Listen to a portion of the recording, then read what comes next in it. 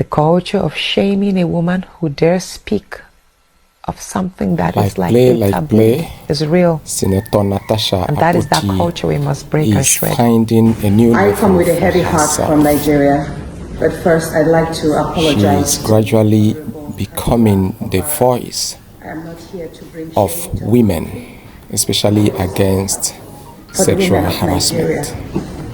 And speak to you women, because this is a bigger picture. I made an allegation of sexual harassment against the President of Nigerian Senate, Senator Godswill Akpabio, on the 5th day of March 2025, and the very next day I was suspended for 6 months. I believe my suspension was illegal, it's unjust, and it's just a way of silencing me. The Nigerian Senate has stated that your suspension is not related to the allegations that you've made of sexual harassment or assault, but due to gross misconduct and unruly behaviour on your part, firmly refuting what they call the deliberate misinformation and false narrative being circulated regarding your 6-month suspension. Anna, yes, they did mention that I was suspended on accounts of gross misconduct. But can they please provide exactly what the gross misconduct is that amounts for 6 months suspension the day after I submitted a petition? I was suspended because of that petition, not because of any gross misconduct. Let's talk about the gross misconduct that have happened in the Nigerian chambers.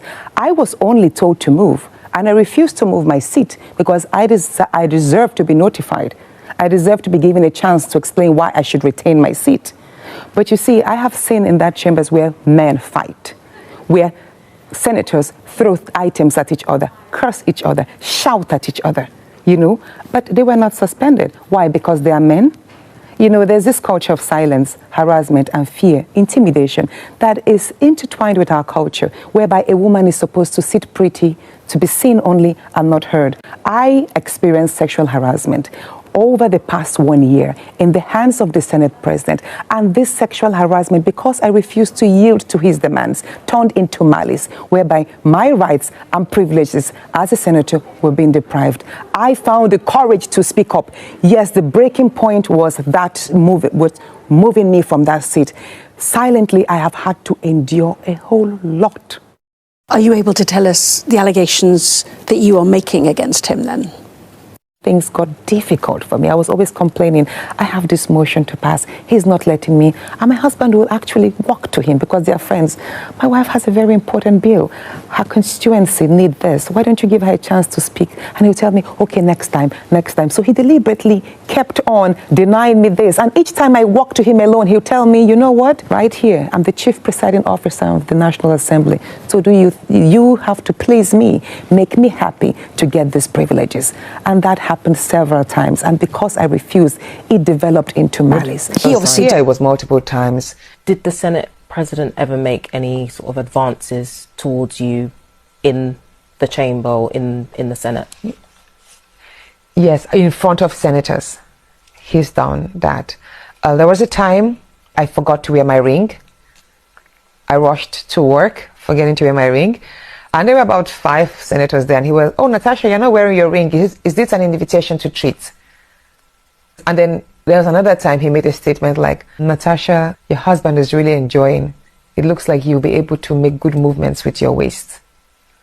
So the Senate President said this? He says that, yeah, he makes such sexy statement, and then they all laugh. When the Senate President allegedly made this comment to you, there were other senators present? Yeah, they said, in the Senate, we're all men. She should be used to this. How did the other senators respond to that? Just laugh. The culture of shaming a woman who dares speak of something that is like a taboo is real. And that is that culture we must break and shred. And data that I've had to deal with. And can you explain to us what Senate authorities told you about why they were suspending you? They summed it up to say I was suspended for gross misconduct as against my allegation of sexual harassment. But I believe that I was suspended to silence me from speaking forth, more like punishing me and setting an example so that no other woman would dare speak on such things, especially against powerful men. So they say I was suspended for gross misconduct. And I ask, what exactly amounts to the gross misconduct? Was it because I refused to move my seats? We have, there were videos that popped up whereby the same Senate president in the 8th Assembly years back, he also had a brawl in the chambers because his seat was moved when he was not duly notified. Right. And his countenance, there was actually much more. In the Nigerian Senate, we have had senators gone physical on themselves, shouted, insulted, cursed, and even threw items at themselves. They were not suspended. So why me? I think I am just victimized. And that's the bigger picture of how women are treated in politics in Nigeria. And could I but just let me ask say you, this.